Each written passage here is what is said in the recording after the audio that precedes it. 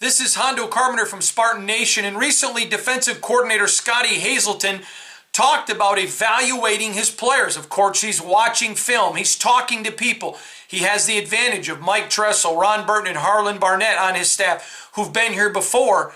But as he looks at that roster and he looks at what he has, can he even make any decisions without spring ball about guys switching or moving positions? Here's Hazelton.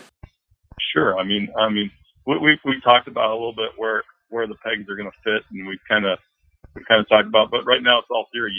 As we get the guys on the field, I mean, that's going to be hopefully whatever happens with spring and fall, we can get back with spring and fall. But that's going to be somewhat of a feel thing. As you might be able to think, hey, this guy might be a DN and really he's a D tackle, or maybe there's a corner that can play nickel, or safety might be a free or strong, or whatever the case is. And some of those things are going to happen as we get onto the field, because some guys you might think, hey, he would really fit this slot. And then as you watch him play, you might say, wow, he might be really good at this one instead, And so right now, as we're starting to teach, we're trying to do it in a way that, hey, listen, all these guys can do these different skills, and let's teach the skills and the terminology and get everybody to understand what they're doing, and then how those skills fit into each defense, so that if that does happen once we hit fall camp, guys have the ability to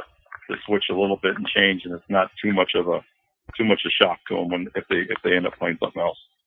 Interesting times for Hazelton as he tries to put all of the pieces together of his Michigan State defense. Remember, when it comes to information on your Michigan State Spartan football team, leave it tuned right here to Spartan Nation.